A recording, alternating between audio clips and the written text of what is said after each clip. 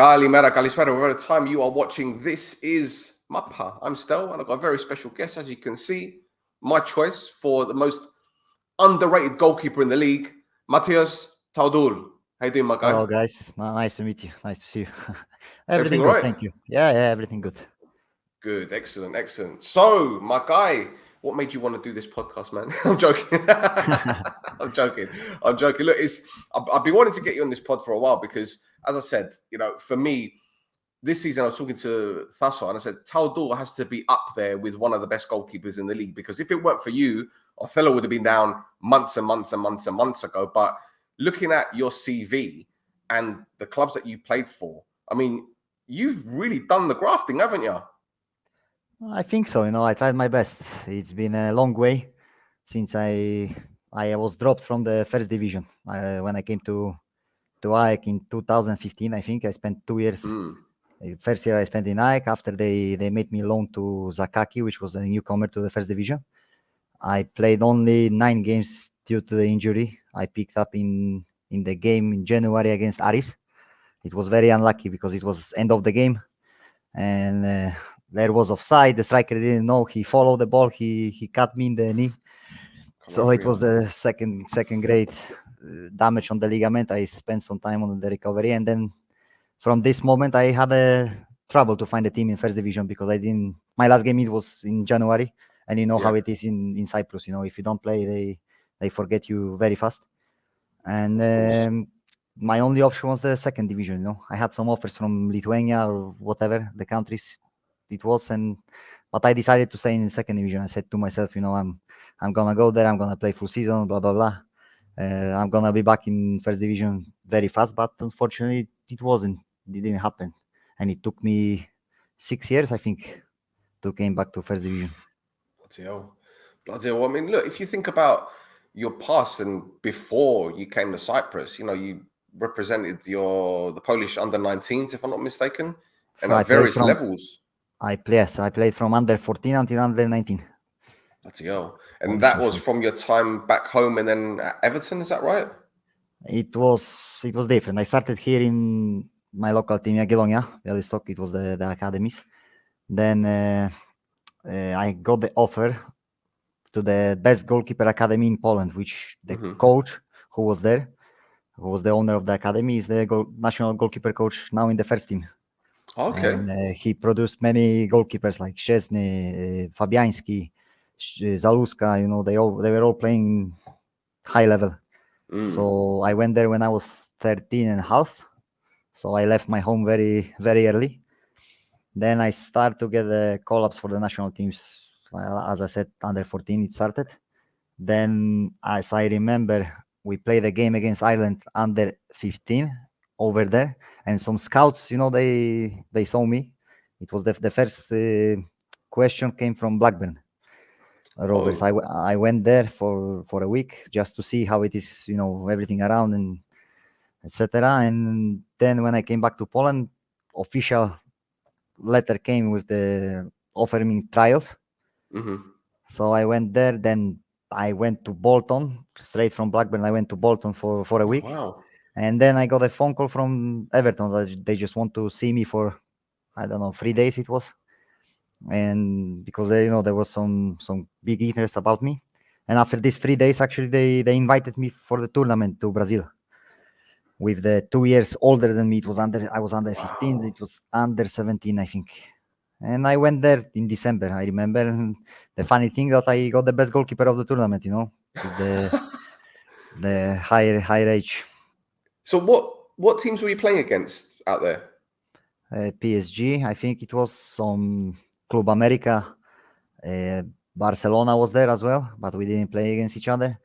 Atletico Mineiro, it was quite a big tournament, future championship or something like that. Were there any names that you remember that went on to play professionally? Because I know a lot of youngsters, when they reach a certain age or they get released from clubs, it's very difficult to get back in there. Were there Not any really, players? mate. I don't remember. The problem was that I hardly speak any English at this time. So I just went there like, whatever happens. Yeah. So it was quite a good experience for me. Were there many fans in the stadiums? Was it Yeah, a popular kind of thing? Yeah. at this moment, yes, it was kind of big tournament. They were recording this live, in the television. So Yeah. for me, it was like a wow. Especially it was the first time I was so far from my country, at such a young age. Yeah. That's what I was going to ask. With it being, abroad, going from Poland to the UK, then to Brazil, it must have been a big learning experience. Exactly, and the everything around this tournament, the professional way Yeah. of how everything was done was amazing for me, because especially in Poland at this time, it was the level of the everything behind football, it was so. Now they increase it and develop it so much, but at this moment it was, at some point that Yeah. for me was a big wow. So how did you find moving to Everton? What was that like, your experience, the culture, obviously the language and the Scouse accent might have been a little bit difficult to understand. It was nuts, since I whether as I said, I didn't speak very good English, it was communicative, but okay, it was on them like just yes, no, just basic stuff. Yeah. So the thing is, when I went there, they put me immediately with the private teacher for the English. They put me in it was like a lodge for the players. It was like 10 of us, each of one of us had the private room, we had the family that they were taking care of us, like Oh, cook. digs. Yeah. Yes, they were cooking for us, taking us from the lodge to the training, and like that. And I picked it up very fast, So what about the actual environment around the club? Were the facilities as you'd expect for a Premier League club? Yes, but as I told you, I came from the club that we had only one football field, no Right. gym, nothing at all. We had to go to the public gym or swimming pool, whatever.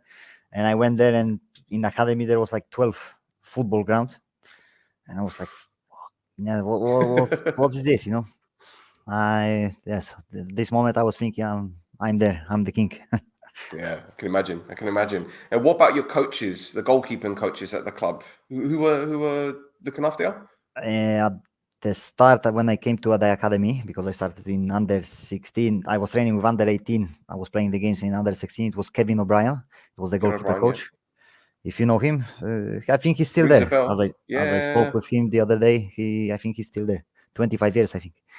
And then I went to first team since I signed my professional contract at the day I turned 17. I went for the trainings with the first team. The coach there was Chris Woods. Chris Woods, you play for England and Rangers, yeah? Yes, top mate, Yeah. top mate. And then as Moyes left to Manchester United, came Roberto Martinez, and we had a Spanish goalkeeper coach, Iñaki Bergara. Right. Now, this guy was nuts. It was the hardest pre-seasons I ever had. Really? What was it though? Was it just the drills that he was doing, or? Mate, it was like we had one. I remember now the one exercise he made. It was like you catch the ball around the goal 12 times like this. I had a other goalkeeper, the young boy. He was coming with us for training. It was the first time I saw somebody puke out in the training. It was nuts. Amazing. So, what would you say were your favorite experiences at Everton at the time? Because obviously that's a big club. Forget their position in the league now. They're still a big club, man. Exactly, it's the oldest team from Liverpool, I think. Yeah. And the best experience, I think, it was my game with the first team. We played against Morecambe, if you know the team, League Two, Yeah. League One, and it was their opening. They were opening the stadium, so massive crowd Okay. at the moment, Yeah. And the funny thing was that at the score of 4-0, we were winning. At the end of the game, they let to come in for the coach, because he was there for like 15 years or something, Mm-hmm. to let him score to celebrate with the fans. And because of I didn't speak very good English, I made the save. All the fans behind my goal, they were booing at me. You can see it on YouTube. There is some shorts from this Amazing. game. I didn't know this. Wow, I need to look at this. it's funny Brilliant. as hell, And they were showing this on Soccer IM after, everybody was laughing. But I Oh remember my God. David Moyes came to changing room and he said, "I love the spirit." Because you're a young boy and this, and he want to keep the zero. You know, I love this. But you Brilliant. know, That's fantastic. Fantastic. So in terms of that, I'm sorry to keep going on about this, because I'm really interested to know, which players were you playing alongside at the time? Was it like Stephen Pienaar and exactly. Okay, I was not playing. I was training with them. yeah. So the goalkeeper was Tim Howard.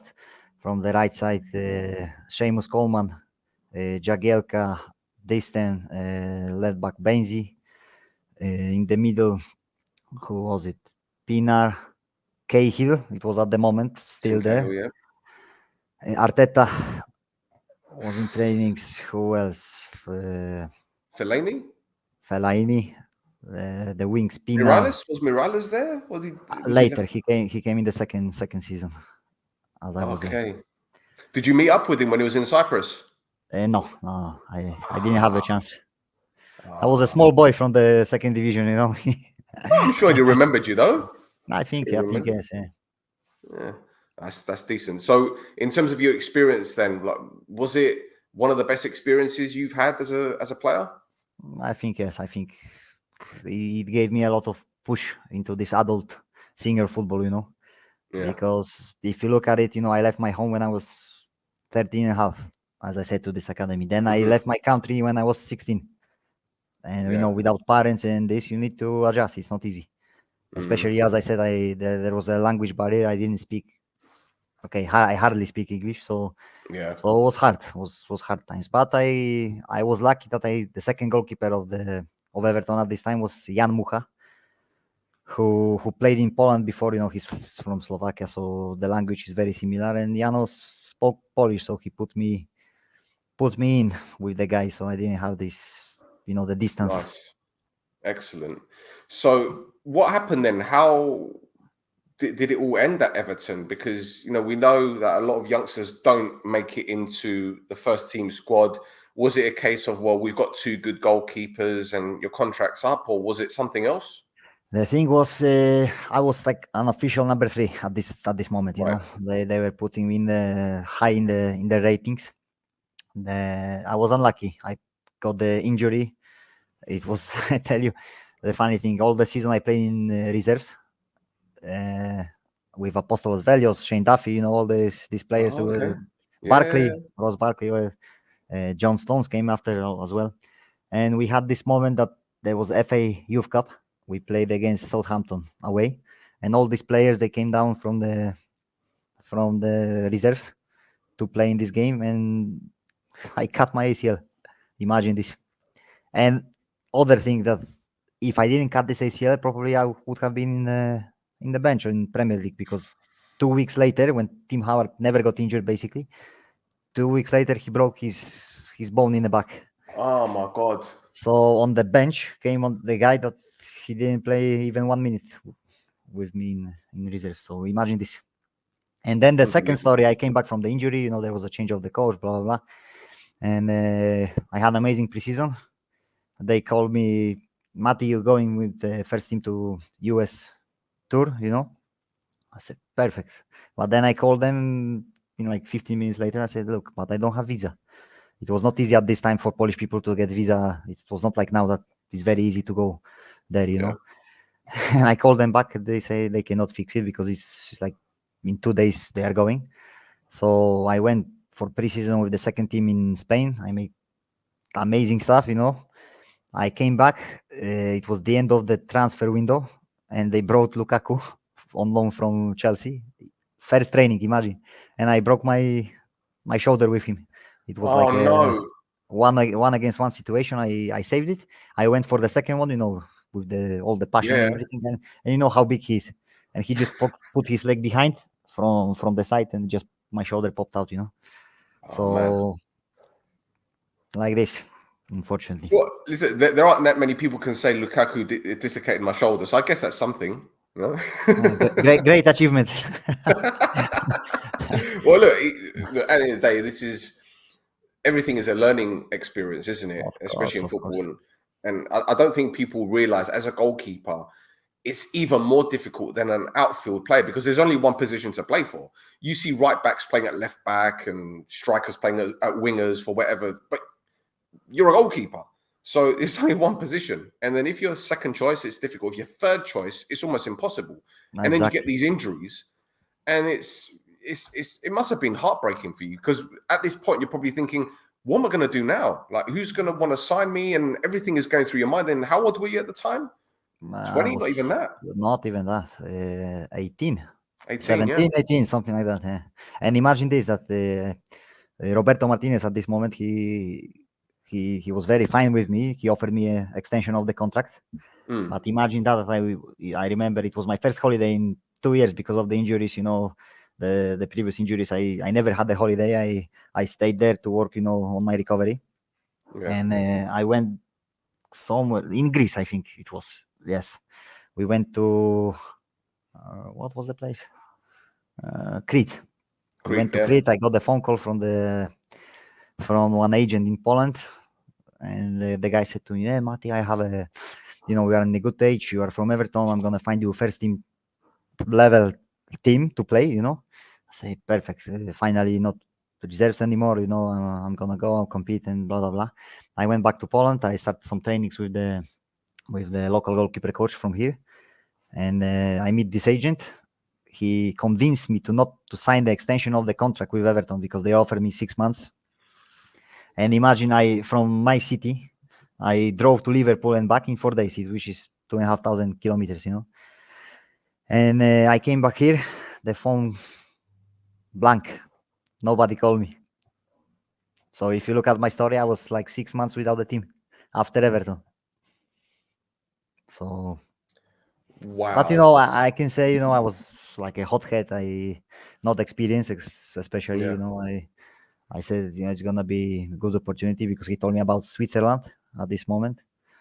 Yes, and I ended up with 6 months vacation.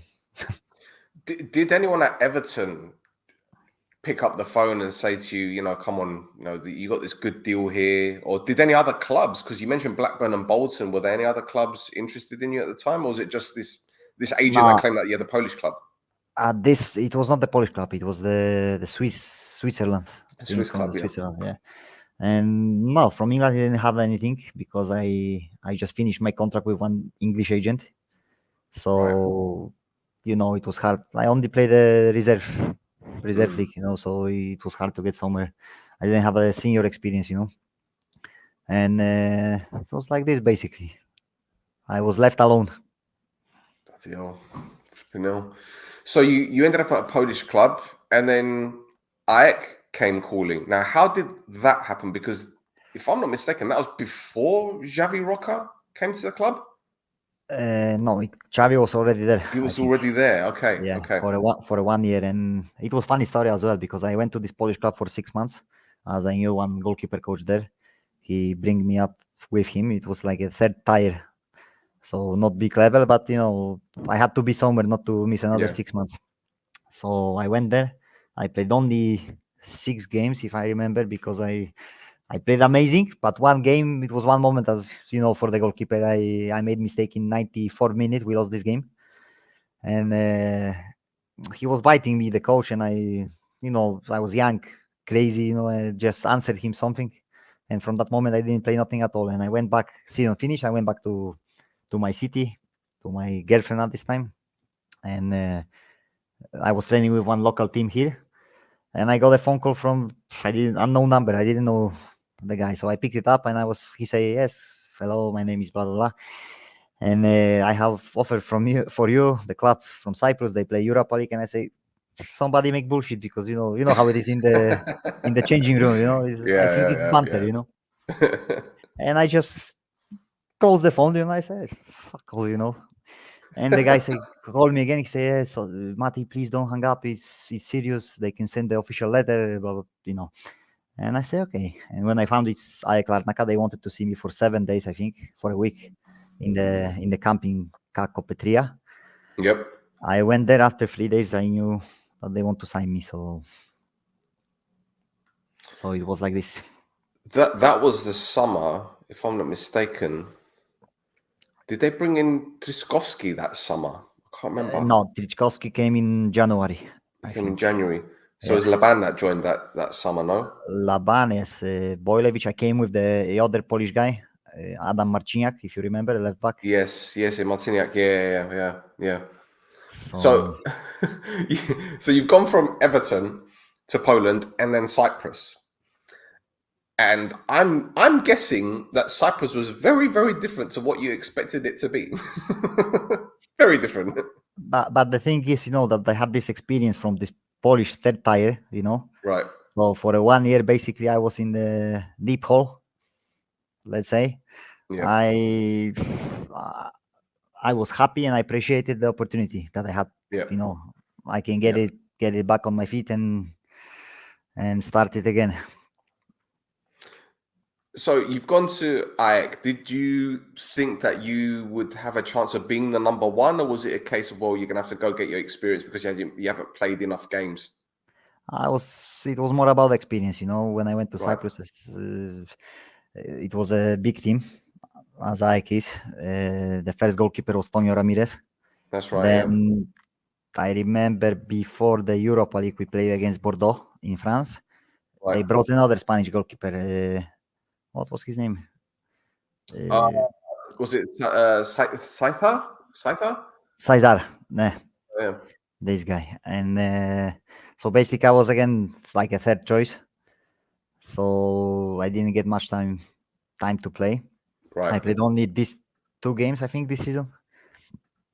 And the second year, it started. I started the Europa League games, the first round, the qualifies, and then Xavi Roca, he came to me and he said that they wanted me to go on loan, because I was the under 20 to over 21, so I had to Right. take the place in the quota, list, Yeah.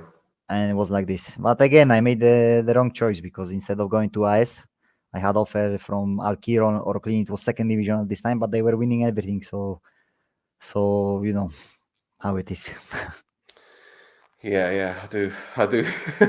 So But you're the problem is that I was a little bit afraid of the second division in Cyprus, because you know until now it's like nobody in other countries they don't even speak about this level. This is the biggest problem there. But it has big potential because I was there many years and there is many good players and everything. But if you have only one game per week in the TV, who's gonna see you? And Yeah, I think only exactly. from the last season they put the stats on Transfermarkt or whatever. Before there was like none. Yeah, that's right. So That's right. So you go to Ayers and then you do a year there on loan, and then what happens with Ike? Do they just turn around and say, well, you can go there permanently because we've got more goalkeepers? Or before I went on loan, we had the talks with Xavi Roca, right, and they offered me like a section of the contract. But one option was that I take, let's say, a little bit more increase, but it's sure that I'm gonna stay there for another year, right. or bigger increase, but they had an option to decide until 30th of May. Oh, So as I told you, I got injury in January. I was again. so by that time you'd had an ACL, you had your dislocated shoulder. What kind of injury was this one? MCL second degree. God, you must have been thinking, what shit luck, man. Yeah, Honestly, it was like this, but nothing you can do. Either if either you have strong mental or you just give up. it's incredible. It's incredible. Flipping hell. So okay, Ayers, what was that like then? Because we've seen how they are now. They're not doing very well. They've been relegated now. But back then, were there any? What were their aspirations then? What was the target? We can skip that question, or Because we could skip it. We could skip it. Well, I we'll don't. put it this way. Was it an experience that made you think, okay, well, I've gone through so much, with Everton, with Ajax and all that, and now this is my stepping stone to move to a bigger club? Was it an opportunity for you that you felt that, okay, if I take this, then I can kickstart my career like that? Exactly. I wanted to go to first division team just to get my experience playing in the first division, which I did at the start. Right. But unfortunately, after they started some stuff, and I managed to play only 9 games, and I was unlucky that I picked up this injury, So So it's like this. But really, I don't want to come back to this moment. No, I just leave it like no, this. that's fine. That's fine. So I noticed that was it Omonia Aradipu? Was that the next team that you went to? Basically, as I said, after this season, I didn't have any option in first division. I had only some offers from Lithuania, and one agent called me from Iran, which I was afraid to go to. And Yeah, and then I decided to stay for very little money in IS in second division, just to have full season and everything. And I went there. I played full year. Then I went to Omonia Radipu, and after was Asil, ALKI Oroclini, and Othellos. right. So Alki no longer exists. Yeah, No longer exists. Did that surprise you? not really, because You could just say yes or no. It's fine. not really because they had this issue in the past, as I heard. It was before ALKI Larnaca, as I remember, Yes. Yes. and they made similar things. So it was big project. When I went there, the second president, because there was two of them, the Scottish guy, he was telling me, we have a plan. So we're gonna build the stadium, we're gonna build the training ground, blah blah blah. And I said, okay, perfect. I give my another shot to Cyprus, because many years I say that I want to change something in my life, to go somewhere else. I need like a fresh kickstart. But I said I will give myself another opportunity, and we were doing great until February. I think we were first, but after start the money problems. Nobody wanted to answer us. One president was saying to the other, and it was crazy. We were making strikes, as a players. I remember we played one crucial game against Akritas away, which they were first, we were second, but basically I think there was 1 point difference. Okay. And 2 days before the game, we didn't make training, because of this. But mate, it was the first time I had this situation in Cyprus, that we didn't even have the money to eat, And me, when I had the family, wife and baby at home, it was crazy. Yeah. Well, the thing is, I think, didn't the club fold before the end of the season? Like, it was during the season, the club folded. There's still a few games left, no? If I remember correctly. Not, it was the year after. They Yeah. continue until the end, and then they prepare the new team with the low budget in the last year, but they played until maybe November, I think, or Yeah, some, or something like December, that. Yeah. something like that. Yeah, it was wild. It was wild. So, for you at the time, as you mentioned, no money coming in. What is going on through your head now? Are you thinking, right, it's time to go back home to Poland? Are you thinking, shall I find another club in Cyprus? Because look, given what you've told me so far, it doesn't sound like your experiences in Cyprus were great. So, what is going on in your head at the time? Oh, at this moment, after ALKI, I said to myself, I go back to Poland. I'm gonna find something else. I'm gonna, because as you said, I didn't have good experience in Cyprus. Maybe my decisions, or I don't know what happened, but there was no luck in my sporting career at this moment. So I said I go back to Poland, and we'll see what's gonna happen. I'm gonna find something here, or the other country. And then I got a phone call from my agent from Cyprus, Kostas Montis. He said there is a club from second division again, that they have a big plan to go up. And I said, I know how it works in Cyprus. I've been many years here. And he said, no, it's serious. I said, I think 3 or 4 times. I said, no, I'm not coming back. But then president of Othellos, Antonis, called me, and he convinced me to come. He was I think at the moment, he's so far the best president I had in Cyprus. He was very okay with me until the end, and I cannot say bad word about him. So you go to Othello, and was it Gaposis that was the head coach at the time?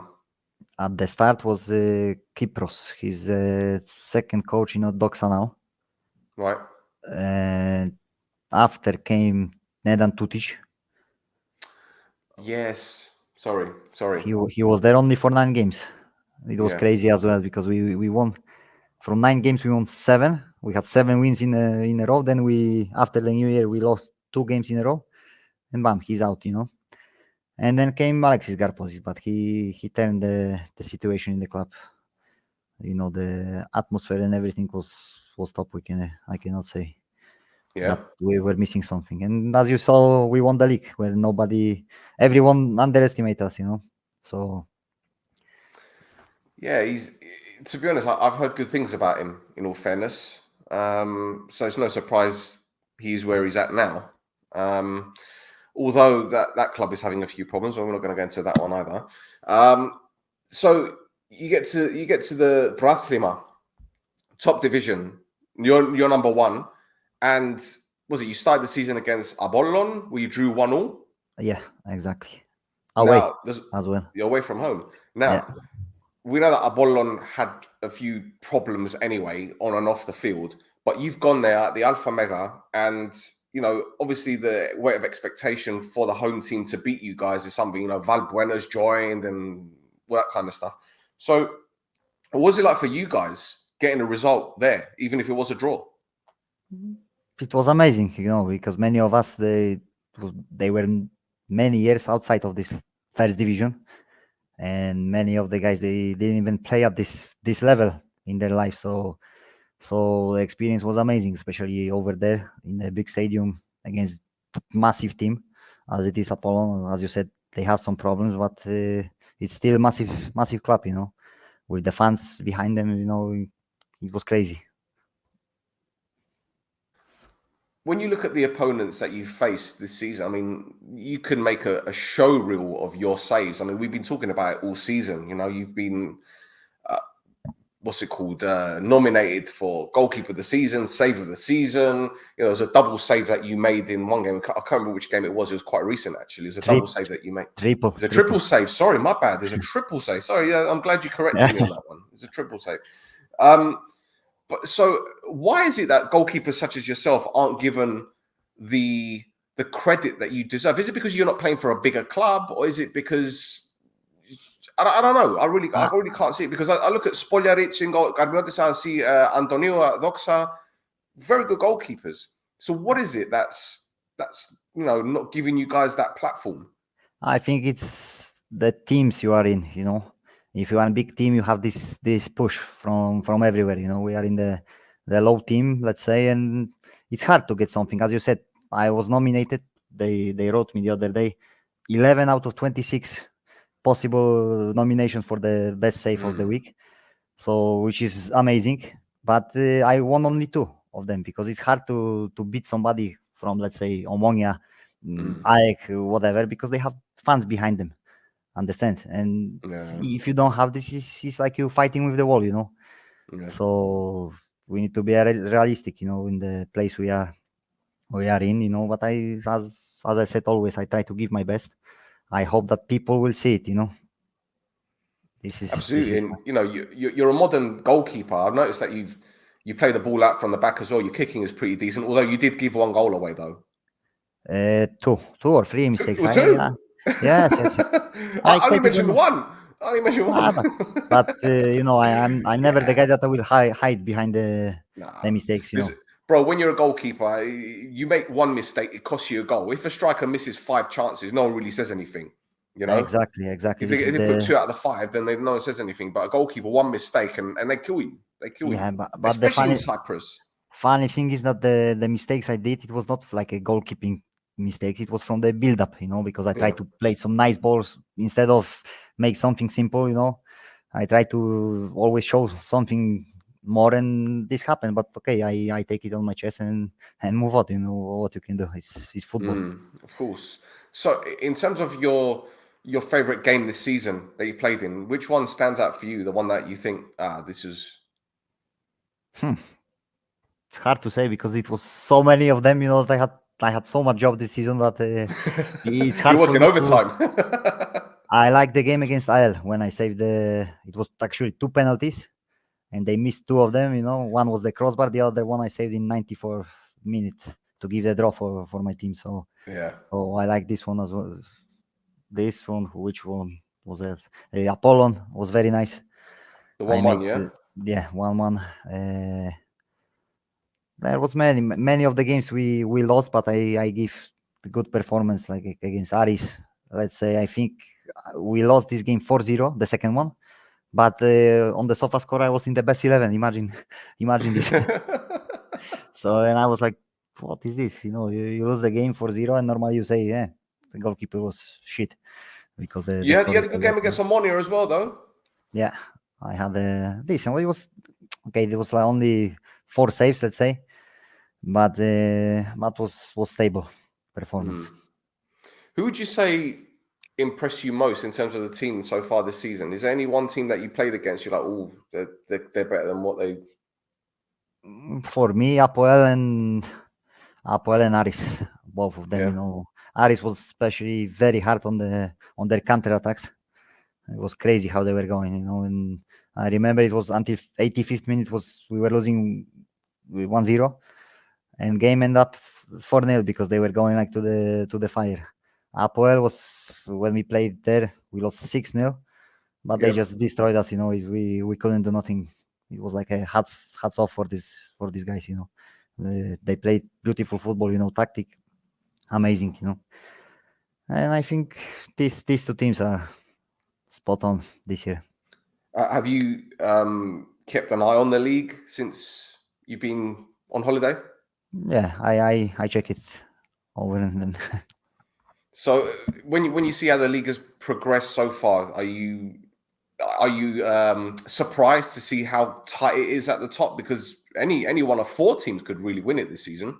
There's still 3 games to go. Not really. As I saw like you said, the progress of the league and the games we were playing, I saw there's gonna be 4 or 5 teams that they will be fighting until the end. Because I wasn't expecting AEK, to be honest, because they had very slow start, as you remember. But this job, what they're doing last month, is top.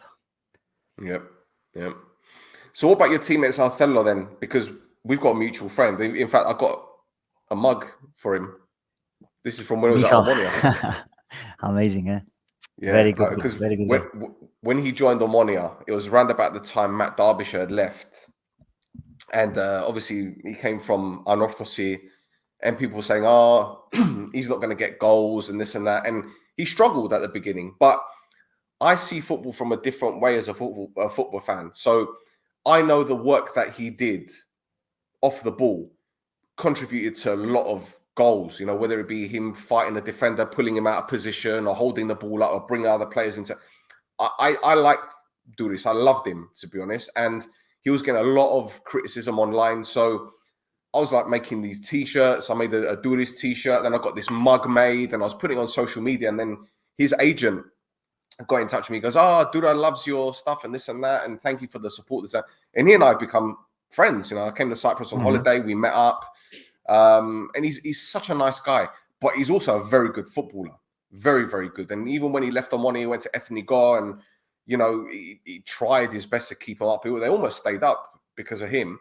Yeah. And obviously, he came to Othello and still scored a few important goals. But what can you tell me about this guy, man? Tell the listeners what you expect from this guy, what he's like as a player. Look, like you said, there's different type of players, There is players that they are just stay in the box and they just put the goals in. Yep. Michal is not like that. He's just fighter on the field. As you see, he fights for every single ball. He wants the best for the teams. He doesn't care if he score or he give assist or he just make the runs to put some guys away. He's just a hardworking player for me, and as you said, great person. I also admire him, because as he's 36 and he came to Othellos, I never see the training that he was like, today I'm gonna go easy. All the time he was hardworking, I cannot not say any bad word about this guy. And you see now, from Othellos, he went to his country, Spartak Trnava. He played Conference League. Then he came back to Othellos. Then official offer came for him to go there permanently. So that means people there also have expectations from him, For sure. I need to ask about the culture, and by that I mean within the dressing rooms, because at Everton, I'm assuming it was very different. you're with you were young, but then you had your Ross Barkleys and all that. And I'm sure the pranks that were being pulled in at Everton, you wouldn't have in Cyprus. Was it very different? The atmosphere around the club with the players and the jokes and the behavior? Too much. There is too much difference, and especially there that in England there was not one day that we didn't see somebody make some stupid jokes. It's as you say, we say the same jokes over and over again. Like take somebody's keys and park the car in behind the training ground, or what drill the boots in the dressing room. In Cyprus I didn't see this so much. We make some jokes, but it was not like that. What was the worst one you saw at Everton? Yeah, it was Royston Drenthe, if you remember him. Do Oh you remember my this God. player? Yeah, this mate, I know about this guy. I know about this guy because Tony Bellew, I don't know if you remember Tony Bellew, he's Yeah, an of Everton fan, course. he's a boxer. I did Yeah. an interview with him a few years ago. This is before Creed. And he goes, there are stories I can't tell you on camera about Royston Drenthe because they were good friends. So yeah, I can imagine. And you know what he made one day? We came to the training ground. One guy got the new shoes, Louboutin, which was like over 1.5K or something. He took the screwdriver and he just drilled it into the box. Cannot imagine, we were pissing ourselves, on the floor. What about your teammates though? Was Ross Barkley a bit of a naughty one, or was he pretty quiet? No, he was cool. He was not so much. He had this background behind him, that everybody was thinking that he's a nutter or whatever, but he was not so bad. He's good for jokes and this, but not the crazy ones. Yeah. We had a good atmosphere, especially in this year in the reserves, because there was Shane Duffy. This guy was nuts. John Lundstram, if you remember, now he's in He's at Rangers, no? Rangers, yeah, and captain, I think, also something like this. So we had a good team all the time, going, after good wins, going parties, together and that. So we had a very good atmosphere. Yeah. And we had very good coach as well. Our coach was Alan Stubbs, which was Alan Stubbs, the defender, yeah, he was at Celtic as well. yeah, I think legend he of recovered, Othellos as well. from cancer, didn't he? He recovered from cancer and Yeah, he came back. Yeah. that was something like that. Blimey. So when you look at your time in Cyprus, I mean, obviously I can't compare the Premier League to Cyprus. You can't compare it, but I see how clubs now are trying to develop youth. I think my team Omonia are probably the team that do it the most, because we've got a lot of youngsters that came through the academy that played into the first team and have gone on to other clubs. But are you surprised that it's taken so long for Cypriot clubs to actually try and invest in youth? In my opinion, they don't do this as much as they should. Right. Because as you see in Cyprus, is many foreigners, and it didn't change so much over the years I'm there. It's been 9 years already, and normally you expect this increase, Yeah. to be visible, and this is the problem in Cyprus, that it doesn't change. So I don't know if it's the mindset or what is behind, but it doesn't change so much. And these kids, they sometimes they have problem to break through certain level. Is that because of the amount of foreigners, or is it because of certain reasons? Because look, I'll be honest with you.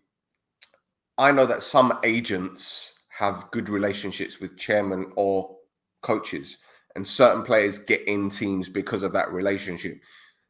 Did you see that happening frequently? I mean, you don't have to tell me names, but was that something that you noticed happening? Sometimes yes, I saw it, that you see the transfer that normally you say, wow, what's happening here? But as you said, it's not only Cyprus, it's everywhere. In Poland the same, whatever is the job of the agent. If he have good connection, he's gonna put the player there, which I think is quite normal in football, as I saw so far. Yeah. And what about Cypriot youngsters? Did you see any out there that you felt maybe they could do it at a higher level? Was anyone that stood out for you? Now we had some cool kids from AEK.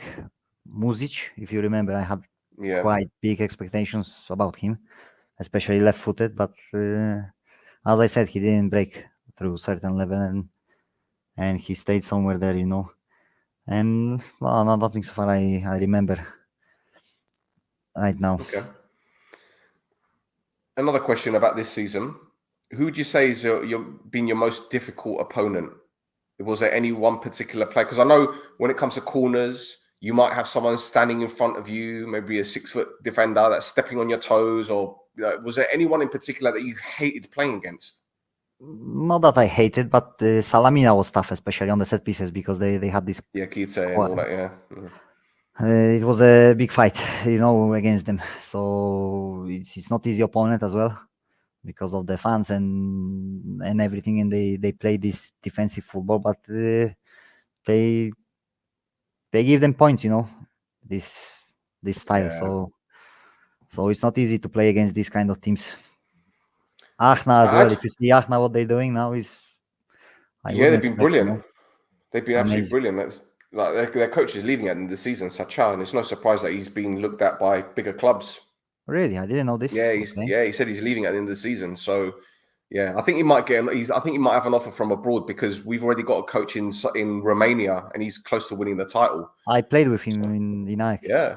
Elias. There you go. There you Yeah. go. So it wouldn't surprise me if Sacha does end up in, say, Hungary or another league, because I think he's done a great job. He was at Garmiodisa for like 2 weeks. Yes, he So, played, yeah, I think, only one game or 2 games. It was one of the games was against us in Paphos, 0-0. Yeah, that's right. It was And 3 there was, weeks, 2 games. You're right. Yeah, 3 weeks, 2 yes, games. something like that. But you see, Incredible. this is what we say, that sometimes the things in Cyprus is crazy, Don't make sense. Don't Don't make make sense. sense. Well, look, speaking of not making sense, sorry. You obviously living in Poland, going to the UK, and then Cyprus. We always ask our guests the term "this is Cyprus." I'm sure you've heard it time and time again. Yeah, when you see something that is unexplainable, but the reason is this is Cyprus. So whether it be driving, parking, you might see a goat in the road, something like that. When you think of Cyprus and you hear this is Cyprus, what are the things that stand out for you that make you hear that this is Cyprus? It's just like, it's all right, this is Cyprus. This is how it is. I hear this very often, so it's hard for me to say one particular thing, but I heard it many times, over and over again, I was talking to Lukasz Skavron, that was goalkeeper at AL. Yeah. And he told me that he was driving home from training one day, and he was wearing his training kit, and he's scratched someone's car, and he's got out to say sorry and say, "Oh, I'll pay for the damage." And he goes, "Oh, no, it's okay. I'm an AL fan. You don't have to pay anything." That's all right. Okay. Yes, it's not. Sometimes it's very funny. Yeah. So what about your favorite beaches? There must be a favorite beach that you've been to. Was there anyone that you? Nisi Beach, I like Nisi too Beach, much, yeah. and the other one in Paralimni, I think it is. Okay. The one behind the Ayanapa. Right. Okay. This is very nice. General, this side of the island is beautiful, And were you a coffee guy? Were you a coffee drinker? Because everyone, like Fredo Espresso, a lot of the players that I speak to, yeah. At the start, no, when I came to Cyprus, but now, yes, I can say. Now I'm saying to my wife every day, I want espresso, to buy at home. So I think that's the one thing most players get out of being in Cyprus. Forget all the shit that goes around. Like, they know that once they leave the country, they're going to miss their Fredo Espresso, their coffees. Incredible. Everywhere you go is a coffee shop. Yeah, and this is why I drink like 4 of them each day. Incredible. There's something I forgot to ask you. During the pandemic, what was that like? Like, you being in lockdown, not being able to train with your team. What that was. But weird time, wasn't the it? thing before pandemic started, they cut the season in second division at this time, if you remember. Yeah. I was in Asil, and I remember we got some info from the board that maybe they will close the championship, and they said to the players that if you want, you can go back to your countries, And I was just before the lockdown. I left the island, so I came here in end of the March, I think, at this Right. at the year. So So I missed all of this. I stayed in Poland. I was here with my family. Excellent. Cool. Well, at least you spent it with your family, because some people didn't even do that, really. And the problem for me is that it's been 3 years now that I'm away from my wife and my child, because basically they stay here in Poland all these years, and because of the things that happened to me in Cyprus in the past, Yeah. with the money and everything, my wife decided to stay in Poland, and my boy has the school. He's starting this year, and she found a job here, and she don't want to go out. Well, don't blame her, to be honest. Yeah. Don't blame her. But the thing is, again, this is another thing that people don't understand. There are lots of foreign players in Cyprus, and some of them haven't been performing to the standard that people expect. But as football fans, they don't realize that there are other factors that play a part in this. As you mentioned, your family being back home, you're in a different country, thousands of miles away. You're playing football, but obviously you can't stay fully focused 100% because you're human. Then you got other people that may have other issues and whatever. So, again, these are things that we need to understand. Okay, we criticize players as football fans, as ex-football experts, but when you need to deep it a little bit more to realize, well, it might not be just their ability, it might be the mental side of things. So you being away from your family, going through all of these things, that must have been difficult, man. Yeah, but it makes me stronger. But as you said, it's not easy, because some of especially as you said, the fans. Let's say I make the mistake against Anorthosis in this game. We lost 2-1. And then I got the messages that Taudul give the game away for Anorthosis, blah, blah, blah, and it's like, what the heck? It happens. I'm not a robot. Understand me? It's everybody make mistakes, but to be honest, we need to see which kind of team you are in. You understand me? As you said, that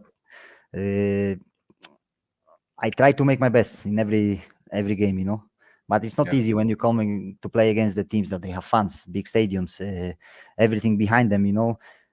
Sometimes you need to be double focus. Yeah, But it's exactly. very hard to keep it. Especially in my position as a goalkeeper.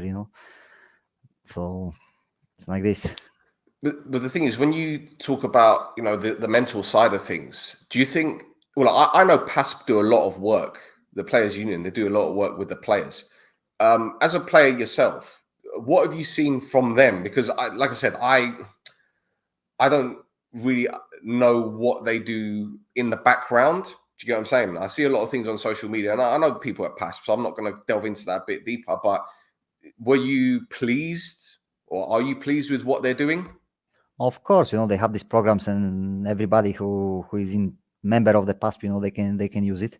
I never used it because I can manage these things by myself or with my family or with my friends, let's say.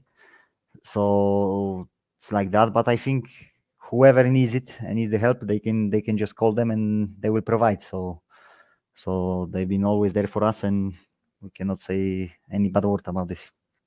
Wonderful, wonderful. Well, bro, I don't have any more questions for you, so you can breathe a bit easier now. Thank you.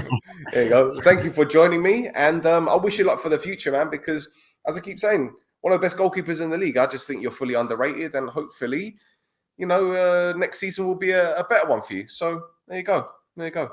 Touch wood. Touch wood, exactly. Touch wood. Wonderful, wonderful. Well, boys and girls, thank you for tuning in. We'll be back very, very soon. Don't forget, we are on Instagram, NC Network, and on X, NC Network, and we have a website, nc-network.com, where you'll see this lovely interview and write-ups, all that kind of stuff. So until next time, bye.